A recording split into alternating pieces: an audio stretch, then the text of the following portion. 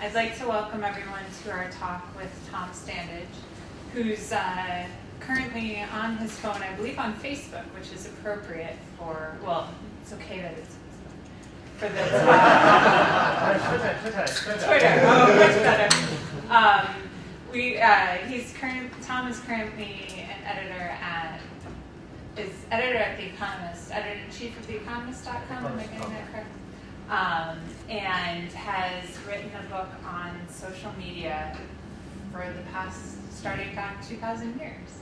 I think we're all excited to hear what he has to say, so please join me in welcoming Tom.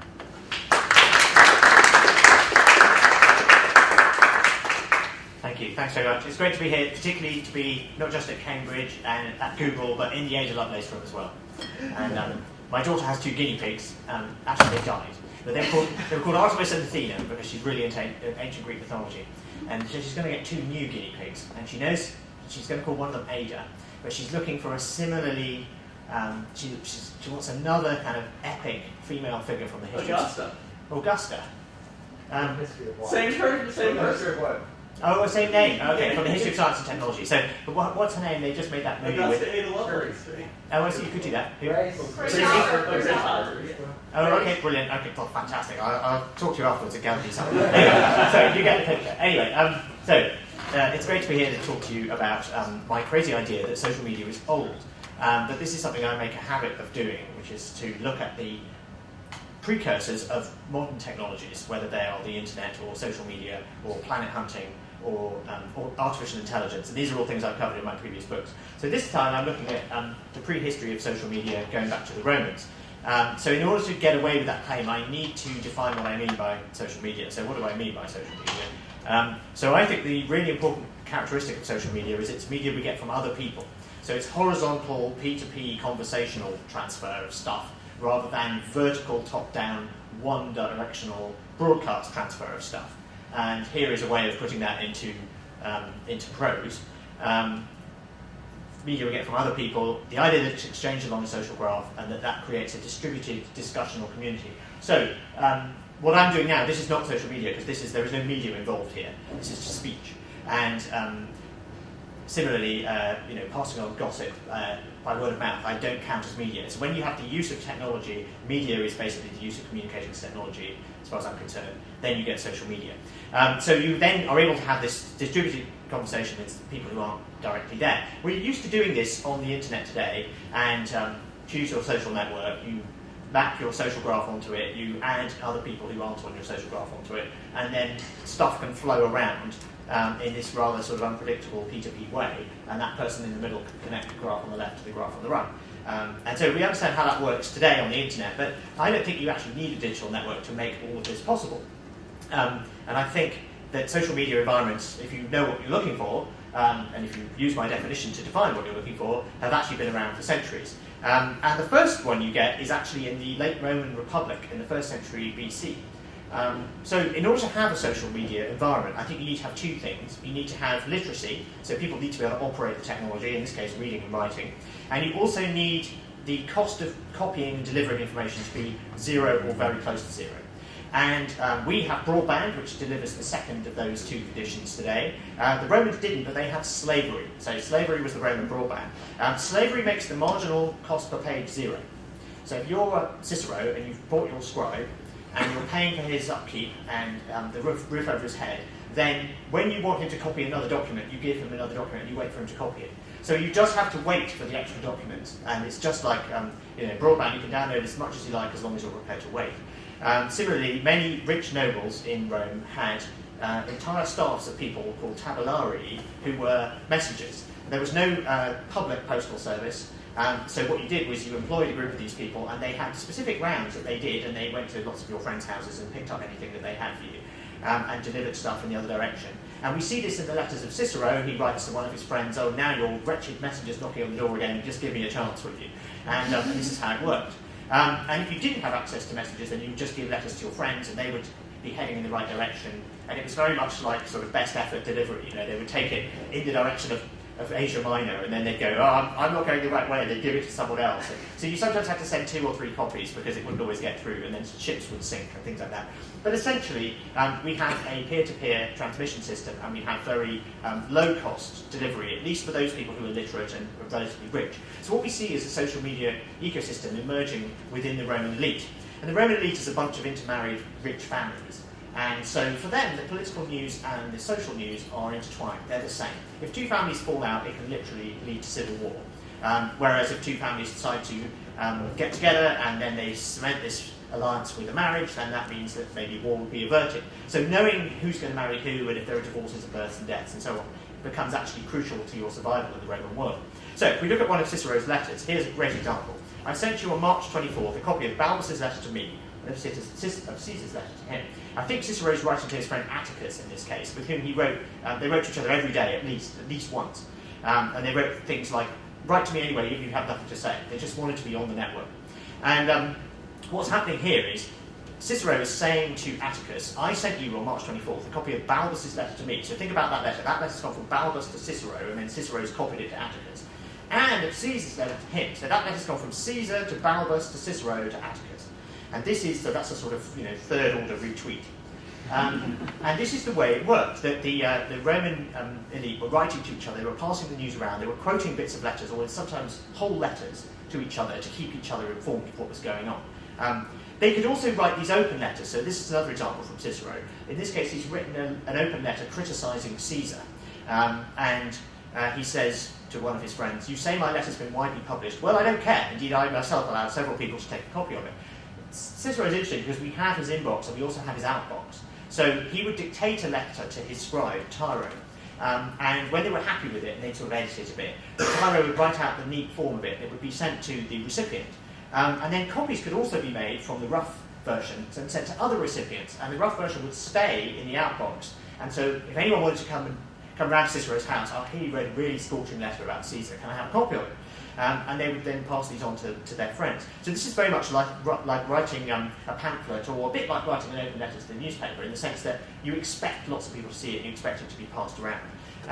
And Cicero writes about this, that he writes in a particular tone of voice when he's writing an open letter, and in another tone of voice when he's writing to friends, and then he'll sometimes say, and this bit's not for circulation, but, and that will be the paragraph, and he might even write that bit in his own hand so that his scribe can't see it. But the general presumption was that these letters were going to be copied and shared.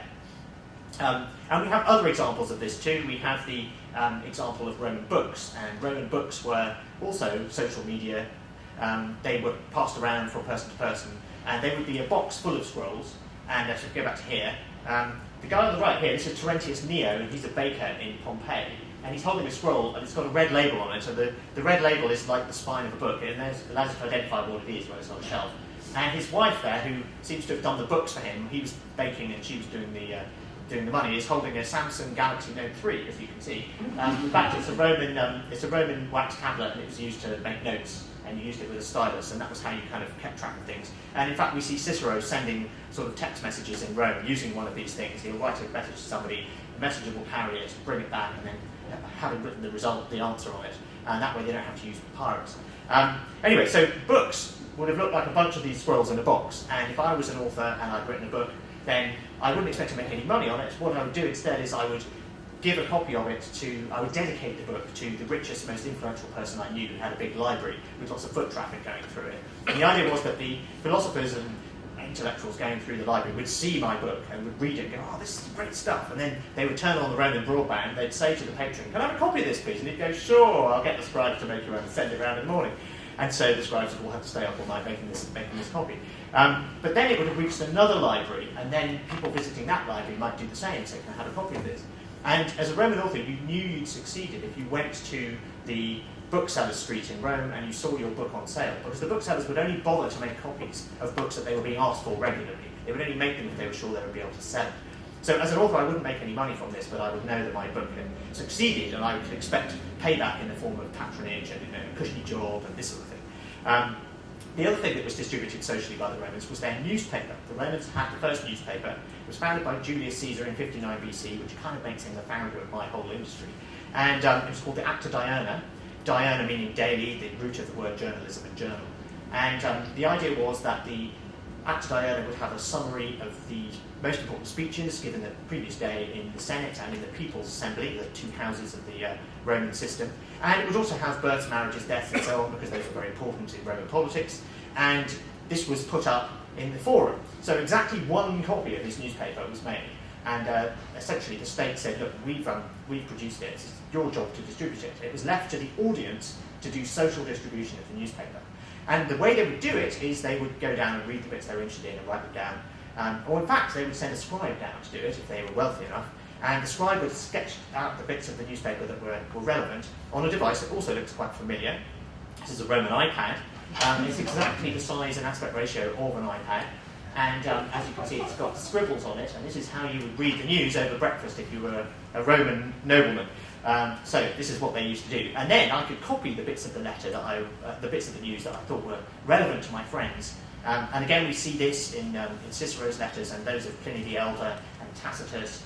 When they're outside Rome, they've got their friends sending them highlights of the news to keep them informed. And in some cases, entire copies of the news. Cicero asks one of his friends to do this when he's sent to be the governor of what's basically Syria now. And Caelius, his friend, is so desperate not to miss anything out that he has an entire copy of the Acta made every day. And Cicero quickly stops him and says, look, this is oversharing. I don't need the gladiator results. I'm serious, that's what he said. And he just wanted the political news, and he wanted, crucially, Caelius's commentary on the political news, because he didn't just want the raw information, he wanted his friend to filter it for him. So the Romans were distributing and filtering and copying news and other documents for their friends. So this is a social media ecosystem. The most effective user of this system was the Apostle Paul. If you think about Paul's epistles to the various churches that he founded around Asia Minor and Greece and elsewhere, you can see that there's social distribution going on. So this is his letter to the Colossians. After this letter's been read to you, see, it's also read in the church of the Laodiceans, and that you in turn read the letter from Laodicea. What the churches in his network were doing was they were all copying the letters that Paul wrote them to each other. And he knew this was happening, and it had the beneficial effect of binding them all together into this community of churches that felt that they were part of a wider network. Some of them were being persecuted, some of them were having problems, there were doctrinal differences that needed to be resolved. And Paul could just write to one church where a particular argument was taking place and say, you need to do this. And he could be confident that his views would ripple to the other churches. And at the time, Paul's having an argument with other early members of the Christian church, some of whom think that Christianity ought to be open only to Jews. And Paul disagrees with that and thinks it ought to be open to everyone. And his social media campaign is so effective that he wins, and that shapes the early Christian church. So it ends up shaping the way that Christianity evolves. And in fact, still today, when you hear the epistle, you go to church, you hear the epistle being read out, that is the social distribution that Paul started, still going on today. Let's jump forward a bit to another example. I have many examples of different social media ecosystems in the book, but I'm just going to look at three quickly today. The second also involves the church, the Catholic Church. This time they're on the receiving end of the social media campaign, and launching it is that chap at the bottom right, who is Martin Luther. And the chap on the top left is a pamphlet seller. And this is because Luther wrote a series of pamphlets that took on doctrine in the Catholic Church, in particular the doctrine of indulgences, which is the get out of purgatory free tickets. Well, they weren't free, that was a problem. The church made people buy these tickets to ensure that they and their relatives would supposedly get out of purgatory more quickly after they died. And Luther thought this was straightforwardly a way of fleecing the poor to pay for the construction of St. Peter's in Rome, which is exactly what it was. And so he wrote a list of 95 reasons why he thought this was a bad idea and invited people to a public debate. So if he'd done it today, it would have been a BuzzFeed post called 95 Crazy Reasons Why the Pope is Wrong About Indulgences. But it wasn't a BuzzFeed post, it was 1518, so instead he wrote it in Latin, handwritten, and he pinned it to the door of the church in Wittenberg, where he was a theologian. And this was really hot stuff, so people started copying it down and sending it to their friends. So far, so Roman. This is, bits of paper with Latin on them flying around. Paper, not papyrus, but essentially the same idea. However, in the intervening period, since the Romans, the printing press has appeared. So when printers get hold of this and they go, wow, this is really hot stuff, and they print 1,000 copies of it, it spreads a lot more quickly. And when those printed copies reach other towns that also have printing presses, and people are making a fuss about this, those printers realise there's a market, and they print another 1,000 copies, and they ripple somewhere else. And the net result is that Martin Luther's 95 theses, these 95 things that he wanted to debate, spread throughout the whole of Germany in 2 weeks, and throughout the whole of continental Europe in 4 weeks. So this is a description by one of Luther's contemporaries. This was a complete surprise to Luther. He hadn't expected this at all. He said the theses are printed and circulated far beyond my expectation, but he realised that this was an opportunity. He could use this system, the fact that there seemed to be quite a lot of sympathy for his views, to the extent to which people would actually propagate them for him. So he followed up with a series of pamphlets that were written not in Latin, but in German, because German was far more easily understandable. And also, they were written in a very deliberately simple German that didn't use local dialects or idioms, so they could be understood throughout the German-speaking lands. And he produced a series of these pamphlets, and they, like the 95 Theses, spread very quickly on their own. All he had to do was give the text to one printer, usually the printer in his hometown. No money changes hands. That printer prints 1,000 copies. They go to the nearby towns, the printers there reprint them, so on and so on. And it ripples. Now, these days we measure the effectiveness of a social media campaign looking at the number of ripples, the number of +1s or retweets or likes or reblogs or repins or whatever. It turns out you can do the same for Martin Luther. And if you look at his sort of traffic stats, you get this. And this is the number of pamphlets that have been printed or reprinted in each year during the early years of the Reformation. So start down there, and you can see 1523, there's this massive traffic spike. And the blue is the Latin pamphlets, and the red is the German pamphlets, and the darker bits are the number of new pamphlets by Luther, and the lighter bits are the number of reprints of pamphlets. So you can see in 1523, essentially 3/4, a bit more, of the pamphlets, call it 350 reprints are going on there, and let's assume they have 1,000 copies each, that's 350,000 just in that year. And actually, over the whole of the first decade of the Reformation, there's about 5 to 7 million pamphlets whizzing around in Europe. And they're amazingly accessible, unlike a book. I mean, the Gutenberg Bible, if you were going to buy that, it's like buying a very, very expensive car. It's not something that everyone can afford. A pamphlet cost about the same as a chicken, so it was a reasonable thing for a literate working man, a blacksmith, or a weaver to buy. And as a result, they did, and it's very often the first printed document that they owned. And so the effect of this was to spread Martin Luther's message all around Europe. The Catholic Church was pretty useless at responding. The Pope said, I don't have to respond because I'm infallible, so why bother? Which is pretty much what large companies said when bloggers were rude about them 5 or 6 years ago. They would go, well, why don't we care about some stupid blogger? But then when the blogger starts to gain traction, you realise you need to respond. And then you need to do a good job of responding, and the Pope didn't do a very good job of responding. He asked the bishops to respond on his behalf. And they responded in Latin, which meant almost no one could read them, and with an argument that Luther had to be wrong because the Pope was infallible. And this was not a very convincing argument, even when translated into German. And so Martin Luther basically had the best of it, and the result was that the church split. And this was the result of his canny recognition of the power of social distribution. Let's jump forward again, now to the 17th century, and this is one of my favourite examples. I've touched on this in a previous book about the history of drinking. This is a coffee house, and the coffee houses in England were fantastically alluring social media environments. So you can see all these chaps with their hats on and their wigs in a coffee house, and there are lots of documents on the table. This is because a coffee house is where you went to read stuff and discuss it. And sometimes this discussion's got a bit heated, which is why the guy in the middle is throwing his coffee over the person on the left whose hat is coming off. But that wasn't how you were supposed to do it. What you were supposed to do was go to the coffee house and read all the stuff that they had, which would be news books and pamphlets and handwritten newsletters and broadsides and all sorts of things like that. All the stuff that came out. And coffee houses were very often specialists in particular subjects. So there might be one where the scientists went to, and one where the sailors went to, and one where the marine insurers went to, and one where the priests went to, and so on. So you'd be able to sort of filter this massive load of information by going to the right coffee house, and you'd find the right kind of people, and you could join that social network and discuss stuff with them. But there was this rule that coffee houses forced the patrons who attended them to leave class distinctions at the door. And this meant that, in theory at least, gentleman mechanic, lord and scoundrel could mix. And this was actually a new thing. It meant that ideas could pass from one social group to another in ways that they maybe couldn't have done before. And so you have all of these unexpected collisions of ideas and of people taking place in coffee houses. And this is fantastically exciting. If you look at the diary of Samuel Pepys, he's often saying, thence to the coffee house. And the reason he liked going there, well, you then see, he describes the amazing things he learned when he went to the coffee house. He met a merchant who'd been to the South Seas and had seen that some of the people there had learnt to write with their feet just as well as with their hands. Or he learned that there was an amazing new fruit called the pineapple. So this was a very alluring environment because you never knew who you might meet or what you might find out, and people would go there for hours and just sort of while away the time reading stuff and talking to people, and then if they wanted to respond they might write a pamphlet, and then they knew which coffee houses to leave it in because they specialised in different subjects. So this sounds very familiar to us today. Some people actually complained that coffee houses were too luring people away from more constructive things that they might be doing, which again is quite a modern criticism which we'll return to in a minute. Anyway, so those are 3 examples. There's a bunch more of them in the book. This is a commonplace book.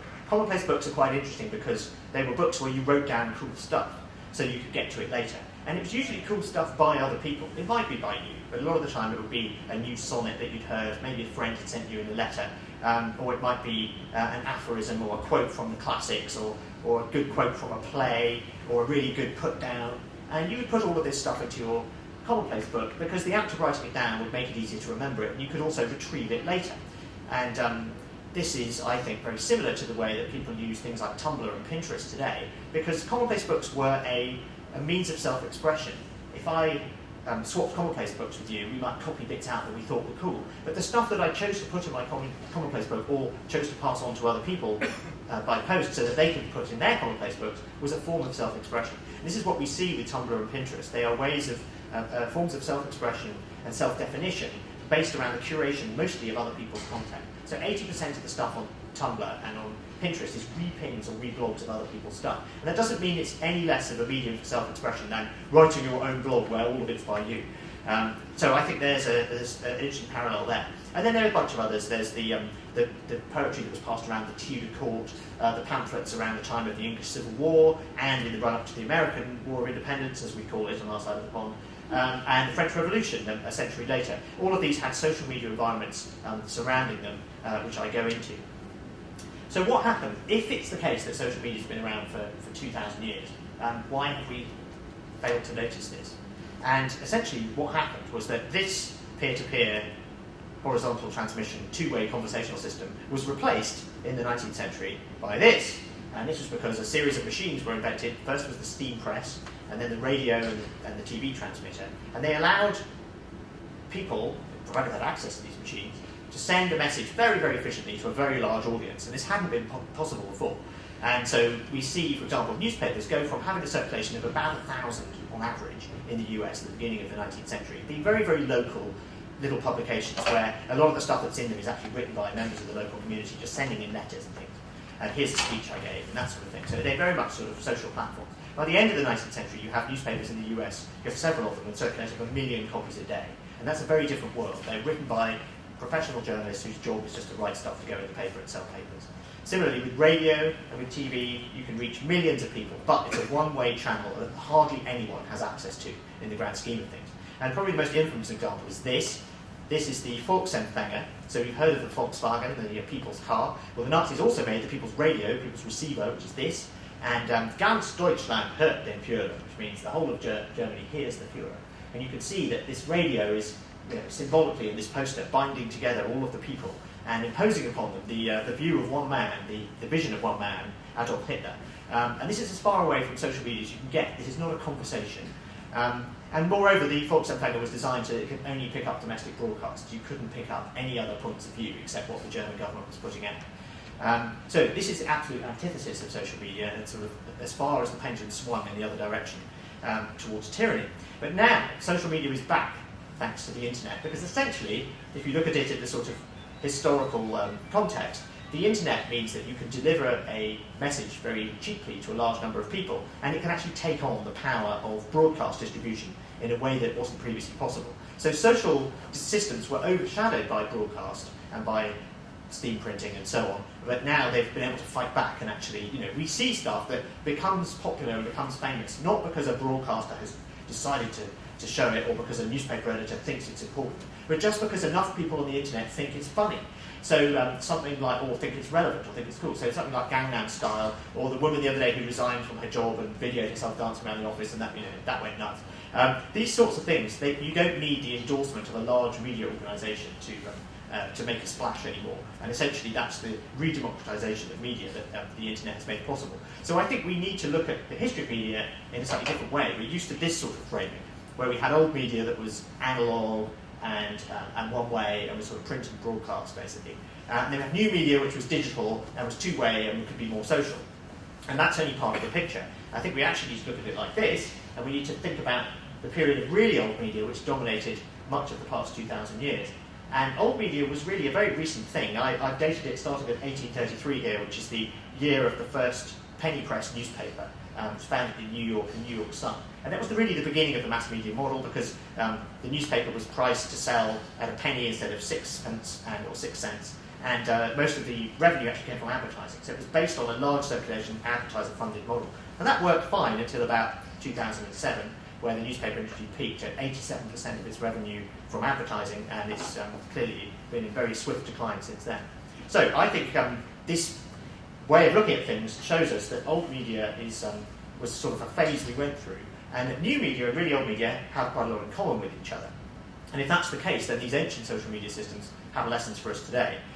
So let's just quickly look at 3 of them from each of those examples that I had earlier on. So here's the first one. Is social media a dangerous distraction that wastes time? So this is the idea that instead of calling it social networking, it should more accurately be called social not working. And this is quite a common criticism, or at least it was sort of a few years ago, that you must ban Facebook in the workplace, otherwise no one will get anything done. Definitely ban YouTube, or people will just spend all day watching kittens. And this turns out to be a pretty, well, apart from the kittens, a pretty old criticism. So if you look at what people said about coffee houses in the 1670s in Oxford, there was great concern that students were spending all of their time in the coffee houses, and this was going to lead to essentially the ruin of Great Britain, because all of our next generation of great thinkers were going to be just addling their brains with coffee and sharing information in coffee houses. And this was a similar complaint in Cambridge. Hours spent in talking and less profitable reading of newspapers. And this was a pamphlet from 1673 criticising coffee houses and ironically distributed in coffee houses, saying that they were great enemies to diligence and industry and the ruin of serious and hopeful young gentlemen. So this was, I think, quite a familiar sounding complaint. But actually, if you look at what came out of coffee houses, it turned out to be completely wrong. They weren't enemies of diligence and industry, they were actually crucibles of innovation. If you look at the coffee house culture, it was an amazingly fertile intellectual environment, because it allowed people and ideas to mix in ways they previously hadn't. And look at what came out of the late 17th century coffee houses, things like the financial revolution, so Jonathan's coffee house, where people went to discuss share prices and to make deals, turns into the London Stock Exchange. Lloyd's coffee house turns into Lloyd's of London, the first insurance market. People used to go there to meet, and they used to rent specific tables to discuss marine insurance. And my favourite example, the Royal Society grows out of coffee house discussions by great scientists in Oxford and then later in London as well. And they used to go to the Rainbow Coffee House. And Isaac Newton actually writes Principia Mathematica in order to settle a coffee house argument between Hooke, Halley and Wren. So people are prepared to say things in coffee houses that maybe they wouldn't in more formal circumstances. They're prepared to try ideas out and take them for a walk and discuss them. And I think there's a lesson for us there today. Forward-looking companies are trying to work out how to recreate the spirit of the coffee house internally. Sometimes that's physically, and they kind of build coffee bars into their campuses or their offices. And sometimes it's through the use of internal social media to encourage collaboration and innovation. And then there's the question of how you extend that to your partners and your customers and so on. But I think the lesson of history is that social media isn't just a distraction, it's actually an amazingly powerful tool for collaboration if you use it correctly. Next, what's the role of social media revolutions? Again, a very popular subject because of the Arab Spring. And it turns out that we can ask Martin Luther. Martin Luther says, from the rapid spread of theses, I gather what the greater part of the nation thinks of indulgences. So the fact that his message spread so quickly without him having to do anything told him that people supported him, and told the people who were doing the distribution that people supported him as well. And this is what modern media scholars call synchronization of opinion. It's where people who are under a regime that they don't like, but aren't sure how many other people feel the same way, figure out how many people feel the same way through the sharing of media. And that was done in the Arab Spring by, Wael Gonin's page of, we are all Khalid side and that sort of thing. When that gets 80,000 likes in an hour and is then taken down, you know that there's a lot of people who feel the same way. And that's what we also saw with the spread of videos in Tunisia on YouTube of the silent protests following Mohamed Bouazizi's self-immolation. So it's a very similar model, which is that people are able to work out that other people feel the same way as them. In Martin Luther's case, if I was living in the 1520s, and I went to the printer in my village and said, I hear there's a new Martin Luther, have you got a copy? And the printer says, well, I had some yesterday, but they've all gone. Then I knew that lots of other people in my village would be feeling the same way as me, even if I'd never spoken to them about it. And so it's this synchronization of opinion that I think is important. And in fact, Jared Cohen, another Googler, has I think, put his finger on the right way to think about this, which is that social media doesn't spark, it doesn't cause the fire, but it helps it spread much more quickly once it starts moving. It's an accelerant, and I think that's exactly the right way to think about it. Finally, is social media a fad? Well, I think if we go back to this diagram here, you can see that the anomaly is actually the old media, the mass media period, the industrial media period, the period where the technology needed to spread a message widely happened to be expensive and subject to things like bandwidth limitations. And the internet does away with all of that. So that looks like the anomaly. Social media isn't a fad, it's the mass media era that looks like the anomaly in world historical terms. And that means that we, social media users today, are heirs to a centuries-long tradition. There are these very nice parallels between old forms of social media and modern ones that I hope will change the way you think about social media next time you log on to your social network of choice. And I hope you'll believe me and my contention that social media doesn't just join us to each other today, it also links us to the past. Thank you.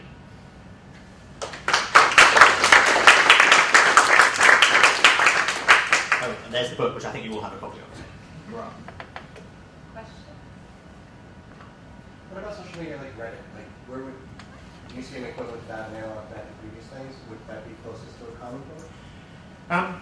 I think both Reddit and something like the Huffington Post are examples of social news, which is kind of the analogy I've drawn there is with the Roman system. So what Reddit does is essentially allows you to say, oh God, there's so much stuff out there that I need help filtering it. If you look at the history of information more broadly, every time there's publishing technology that makes more stuff available, people feel overwhelmed and you get complaints about information overload. And then they respond by inventing things that help them do filtering better. So the classic example in the case of books was they invent things like book reviews and literature reviews and bibliographies and table of contents and indices. And that enables you to find the stuff that's relevant to you without having to read all the books in the world, which is plainly impossible. And on the internet, we've gone through the same thing with, we had Yahoo that had a directory model, and then we had Google that did a pure search model, and then we had sort of social things like Twitter. And now we're seeing this hybrid social search thing emerging. But what it's doing in each case is trying to help us find the relevant stuff. And Reddit, I put in that category as well. But essentially, this is what the Romans were doing too. They were saying, look, I can't figure out what's important, so I'm going to use my friends to work it out for me, and I'm going to trust what they say because I trust them, and I also want to know what their commentary on these things is, and then I'll put all of that together. So that's, I actually did a piece on this, funnily enough, for the Huffington Post, where I said, sorry, Ariana, but Julius Caesar got there way, way before you, and that we think that things like HuffPo and Reddit are, or using Twitter in this way, are very new, but actually that's exactly what the Romans were doing. So, roughly speaking, the mass media anomaly corresponds to the time when people who generate content get paid for it directly. Yeah, it's a commercial thing, yeah. Because the big machines that spread it are expensive to maintain, so you need to have some model, and that means having advertisers fund it, and then you have to have incentive for the journalists. I mean, you only get paid journalists in that period, really, for the first time as well. Do you see that, is that going to go away going forward? I don't think it's going to go away completely, because I don't think mass media is going to go away completely. We are going into a world of a hybrid world where things like reality TV and sport make most sense to distribute those through broadcast. But we already see, the stuff that people time shift and the stuff that people don't, and we see Twitter sort of piling onto the live TV stuff as the most promising business model. So I think there are going to be some things where broadcast still makes sense. But that said, I think there are going to be a lot fewer of them, and I think the industries, no one knows these industries are living, and I think it's quite funny that journalists are used to writing about the decline of car making or the decline of the steel industry, but when it happens to their industry, they say, oh no, this is terrible, and we need the government to intervene. There's some God-given right they have to have the industry the size that it is. So the music industry has got smaller, but is growing again now. The newspaper industry is going to get a lot smaller, I'm pretty sure of it. I think the crucial thing for all of these industries, if they want to stay alive as industries, is they need to find a way to make sharing their friend. And we see that music has gone through that. Music has figured out that you basically give away the music or charge very little for it. And when I pay 99 cents on iTunes, I'm not really paying for the music. I'm paying for the convenience of not having to go on to BitTorrent. It's really convenience of delivery, not a... And then, Spotify has essentially... It's a convenience convenience sort of mobile premium model. So you make the money elsewhere, which is just what the Roman authors did. They didn't make money from the content, they made it elsewhere. And we see that some industries have figured out how to do this. The movie industry doesn't. I mean, the movie industry is saying there must be a model that allows us to go on making $250 million blockbuster, but there isn't. And I don't think the world will mourn when these stupid, I mean, they're just getting sillier and sillier now. So actually going back to a world of of much simpler, cheaper films that are maybe funded through Kickstarter or something. But I don't think that would be a terrible thing. The most interesting example, I think, is video games, where the Asian video game model is particularly clever because you basically give away the client software. You encourage people to share it with their friends as much as possible and put it on BitTorrent and all the rest of it. Then it allows you to play this massively multiplayer online role-playing game free. So you get a big community of people playing this game, and then you sell them in-game upgrades. And that's the bit that they can't actually share with their friends. So that is a model which makes sharing work for you as an industry, and I think that's the challenge that industries will face now. This is going to happen. How do you make it your friend and not your enemy? And how do you just go beyond sticking your head in the ground and pretending it's going to go away? And we saw the music industry go through that, and I think they're out of it now, but it's sometimes hard to tell. Movies are still fairly head in the sand about these things. The newspaper industry is totally head in the sand. You go to the sort of events that I sometimes go to, and people are sort of saying, where is the model we can find that will allow things to go on the way they were before? And it just ain't going to work, guys. And you should have, that's what the steel industry said. So I think that's the challenge. Make this your friend, and that's one of the things my responsibility to do at The Economist is just use this. And we see social sharing of our content as an extremely valuable way to reach the people out there who we think ought to be Economist subscribers but aren't, because they think all we do is write about economics. And that our biggest challenge is actually overcoming that preconception that people have. And when we help people over that, and they go, oh wow, this is actually pretty cool, then we can pick up more subscribers. So for us, social is an amazingly powerful way of reaching out to those people, not least because people who like reading our stuff already love to share it with their friends, because they can go, hey, look at me, I'm reading The Economist. So it's a badge brand that works really nicely on social. I was going to probe a little bit on your three points at the end there. First time I've heard the Principia Mathematica accredited to a coffee house discussion. Yeah. So what's the Principia Mathematica of Facebook? What's your speculative? Well, there's actually, I think Twitter's probably more likely because Twitter, because the default of the way that Twitter works is very coffee house-like. So if I follow two people, even if they're actually two celebrities I don't know, and they tweet each other, I can see those tweets in my timeline. And then I can hit reply and reply to both of them. And they may choose to ignore me, but they may not. And this is kind of one of the fun things about Twitter. It's very much like, if you do this at a drinks party, people might think it's annoying that you're eavesdropping and then butting in. But in coffee houses, it was actually encouraged. This is what you were meant to do. People had to be polite. And if someone stuck their nose in, you couldn't just say, oh, go away. You had to be nice to them. So there's some quite interesting stuff. There was a project, for example, to build a computational model of the C. elegans worm, and it started with a tweet. So there were a bunch of scientists talking about it, and one of them said, "Oh, why don't we just do this?" And so they started doing it. So we're right at the beginning of this process, but that's the kind of thing that's going to happen. That people are going to encounter ideas and people and potential projects in public on Twitter, and some of those are actually going to happen. And go back to Principia Mathematica, what actually happened there was that there was a series of discussions called the Coffee House discussions that took place in the evenings of January 16, I can't remember which year it was, 1660 something. And it was Hooke, Halley and Wren, and they were arguing about whether an inverse square law of gravity implicitly gave you elliptical orbits. And we now know that it does, but none of them had a proof. And Hooke, in typical Hooke fashion, said, well, I did have a proof, but I can't find it. And to be honest, the thing about Hooke is, he claimed to have invented everything first, but very often he really had. But in this case, he couldn't find it. And Halley was also involved in this, and I think Halley offered Hooke and Wren a very expensive book if either of them could prove this, and neither of them could. And then Halley went and saw Newton and mentioned it to him, and Newton said, "Oh yeah, inverse square law gives you ellipses. Yeah, totally, I've got that. I'll send you it next week." So Newton starts writing it out to send to Halley, and then he gets a bit carried away and writes the whole of Principia Mathematica. So that was how it happened, that they were prepared to sort of dare each other to do things, and you wouldn't necessarily do that on the floor of the Royal Society or in the pages of a scientific journal, but you would do it in the coffee house.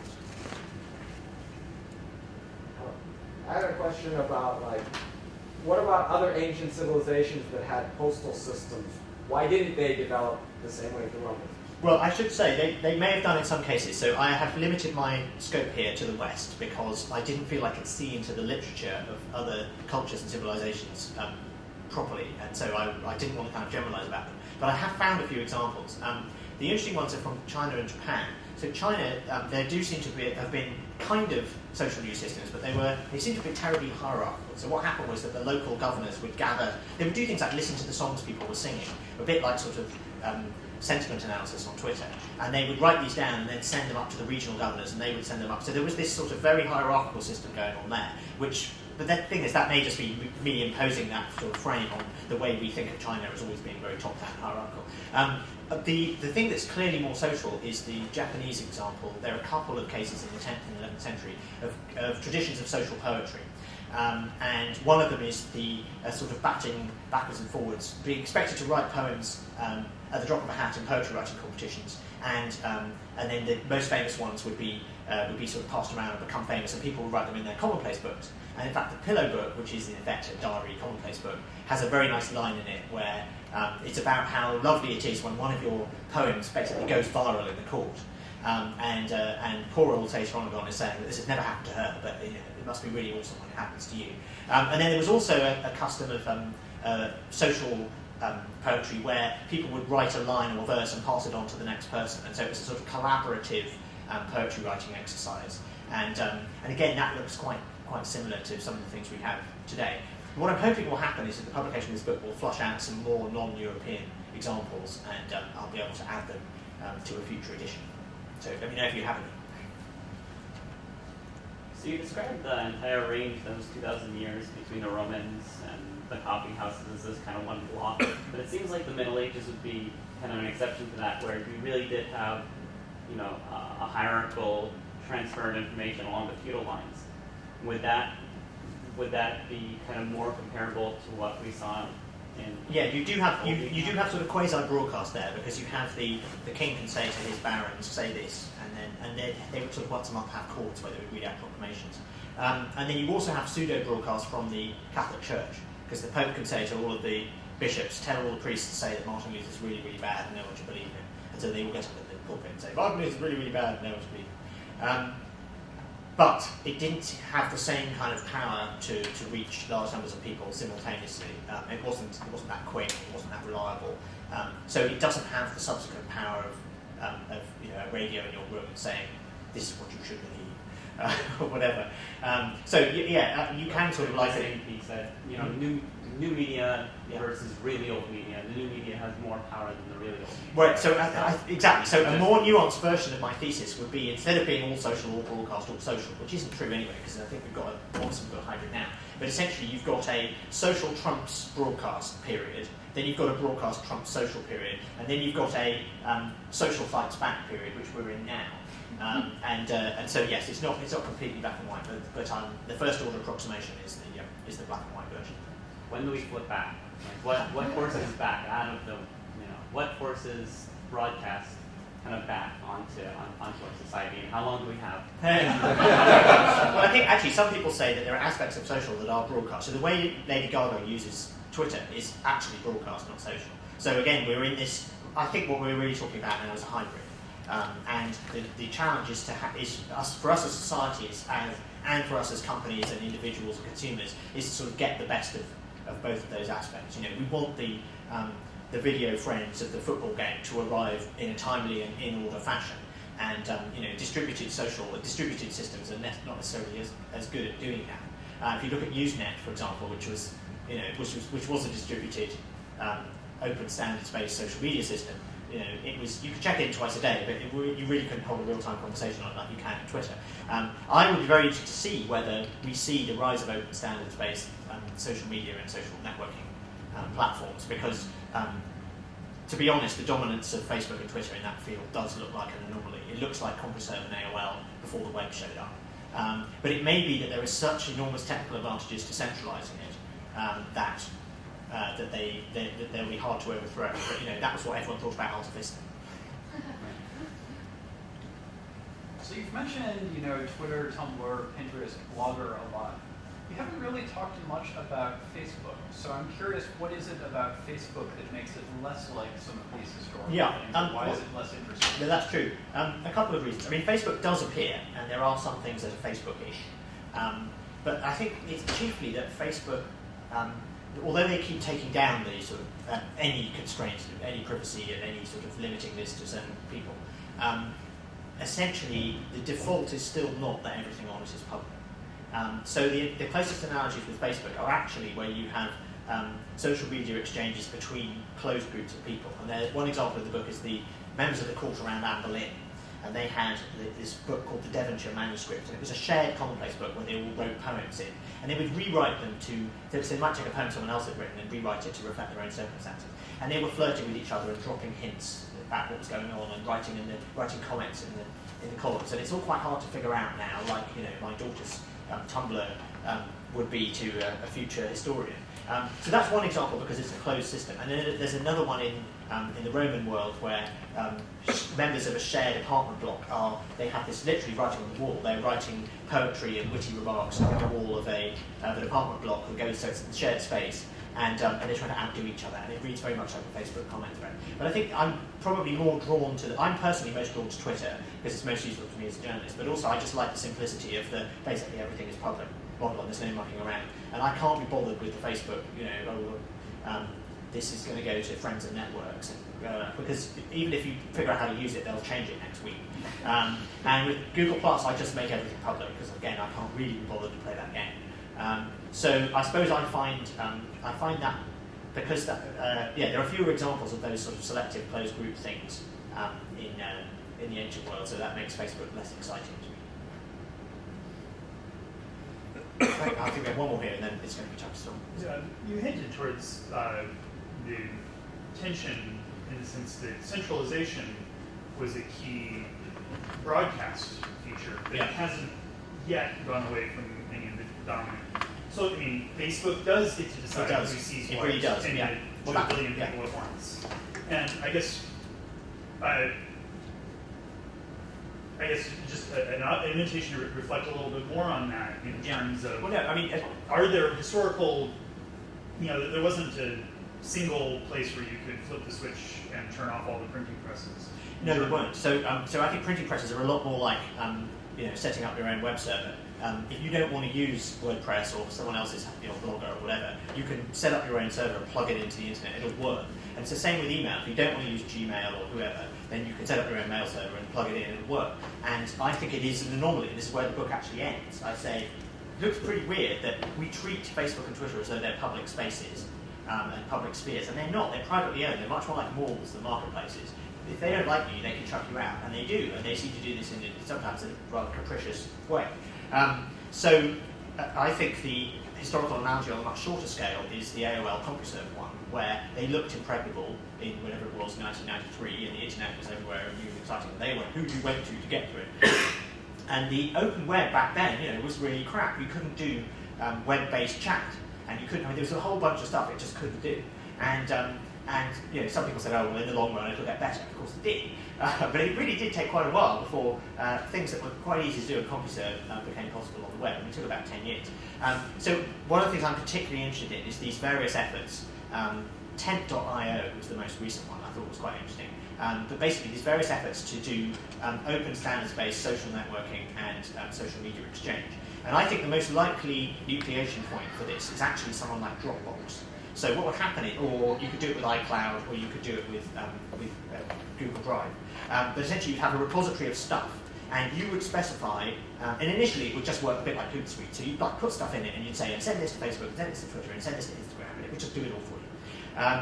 And it would, so it would just talk to those open APIs. But of course, once you've got that going, you then have something big enough that the individual repositories could talk to each other using an open standard. So if you were a big company like Google or Apple, you could say, okay, we're going to allow these repositories to talk directly to each other, but in an open standards-based way. And then when I get really annoyed with Facebook and say, okay, I've had it with Facebook, I'm shutting down my Facebook account. So I break the link between my repository and Facebook, and I delete all of my stuff on Facebook, but I've still got it all because it's all still in my repository. And then you've got the basis of a thing that doesn't require. You bootstrap it using these other networks who probably hate it and block you. But that would be how you do it. It's kind of hard to see how you get this going, though. On the one hand, the existing social networks make it easier to switch. So if you look at what happened with Friendster and MySpace, in both cases, the existence of those networks allowed the people who were defecting to tell their friends that they were defecting far more efficiently. So you just post a message on MySpace and say, I've had it with MySpace, I'm out of here, meet me on Facebook. And then everyone will go to Facebook. So on the one hand, you could say it's very, very brittle, and if something like this comes along, I can just go onto Twitter and Facebook and go, bye, find me over here. On the other hand, the reason that those Facebook and Twitter are useful is that I already have established networks on there, and if I can't transfer those over, which I won't go into, then I can't decide which of those forces is stronger. But I think the most likely scenario is that we see an emerging open standard like this that pops up, some startup does it, it becomes cool to use that. AppNet isn't really very cool, but never mind. So like AppNet, only cool. And then that starts to gain some traction. And then if that was coupled with a catastrophic privacy breach at, say, Facebook, then you might get people like my mum saying, what do I do? Actually, my mum's a pretty high bar there, but you might start to get sort of a larger migration. So that's the kind of thing I'm looking for in the next 10 to 15 years, and I'm following very closely. And I think it's also something I need to write a piece on. I think it's a genuinely interesting computer science problem of how you do just something like Twitter, where you do in-order timely status updates in an open way. Is that actually possible? Where are the bottlenecks? How would you scale that? There are lots of people thinking about this, and I think that's a genuinely big problem. And it looks insoluble, but then self-driving cars looked insoluble 10 years ago, and then the next year they were solved. So, who knows? Great. Well, thank you all very much.